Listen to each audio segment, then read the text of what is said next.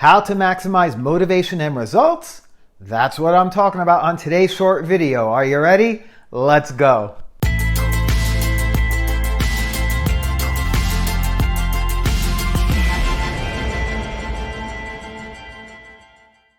Welcome back. My name is Dom and I help people to step into their truth and power. How do you maximize your motivation and results? Well, I find the best way to do this is by experiencing some momentum, because that feeling of progress is such an awesome motivator, isn't it? Even if you need to lose 100 pounds, it's pretty exciting to see that you've lost 10, right? I know, because I've done that journey. I used to be 80 pounds overweight and I've lost it all and I've kept it all off. So I know what it's like to lose those 10 pounds, the first 10 pounds and the last. However, progress isn't always apparent. Some things are very subjective unless you take the time to really measure them. For example, it may be hard to see a 10-pound weight loss on the scale, but it's easy to see in the mirror because in spite of no pounds being lost, you could be actually losing inches without losing any weight. And yes, that happens more often than you think, especially if you're over 40. Some of our goals and intentions can take a long time to accomplish. So if you only measure yourself by whether or not you've achieved the goal, you're going to be displeased and unhappy for months or even years. You're likely going to lose interest and quit. And I know this is true because I spent my whole life trying to lose weight and I continually failed until I got a grasp of this. It took me about 2 years to lose that 80 pounds and to be able to keep it off. So measuring your progress in short-term milestones and celebrating them all along the way toward reaching your long-term goals is much more possible and is actually key to keep that fire, that spark of momentum going, to keep you inspired to keep showing up for yourself. So try these methods to quantify your progress in different areas of focus. The first one, let's talk about body weight. This is one many people are familiar with. It's pretty easy to step on the scale at regular intervals and see which way your weight is heading. But body weight can fluctuate considerably with hydration levels, hormone levels, and how long it's been actually since you've last went to the bathroom. One way to minimize these variations is to weigh yourself less, not more than once a week. Even better, once a month. And instead of focusing on the scale, focus on inches lost, because after all, that's what you actually see. Number 2, money in and money out. Measure how much money you spend each day. That means every single dollar. Keep track of how much you earn and track your bank balance. Take the time to really examine your income and your spending in detail. How much do you spend on keeping a home over your head each month? How much do you spend on groceries and eating out and entertainment? How much are you spending every month buying a coffee at your favorite cafe? How many auto subscriptions are being charged to your credit card every month and you're not even using the subscriptions? When you begin taking a closer look into these things, you may be shocked at how much you're spending. Begin cutting back those expenses and taking that money and putting it into a savings or using it to pay down existing debt. Number 3, repetitions. One way to track progress is through repetitions.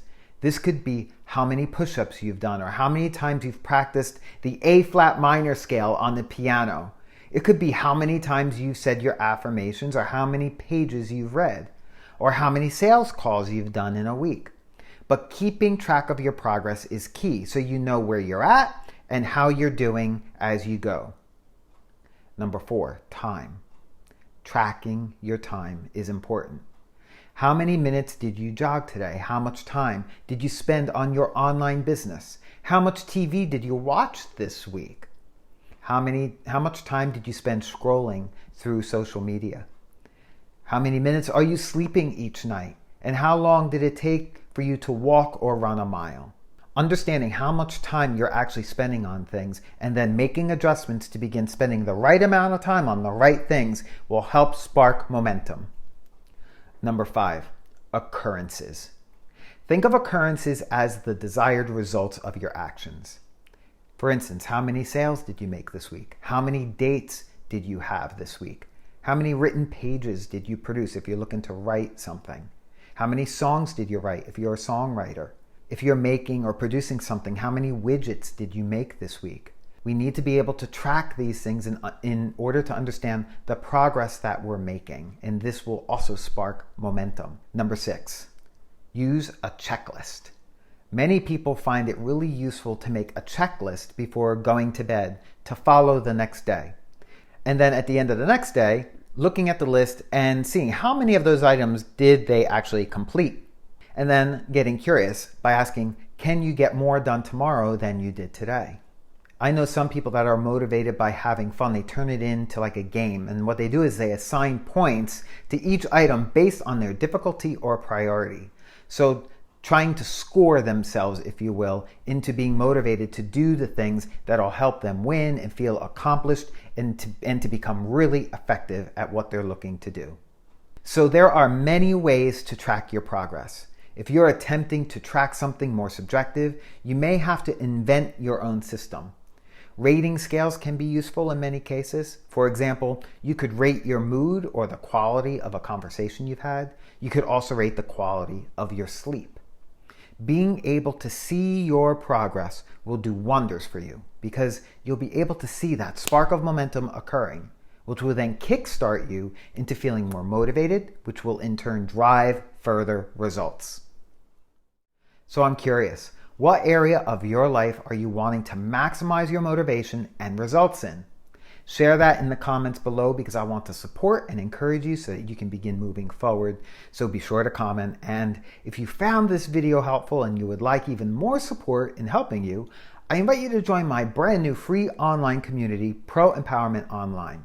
I'm sharing valuable content in the newsfeed of that community each week, but even more, you'll have the ability to join in the conversation in a place where we can share freely with like-minded people without feeling judged or being shut down or censored for your beliefs. To join me in the community, it's 100% free. Just click on the Pro Empowerment Online link in the comments and description box below, and I look forward to being able to connect with you in the community. And so with that, I'd like to thank you for joining me today. I love that you are being here with me and watching my videos. And so until I connect with you again for my next video, stay well, stay healthy, and stay empowered.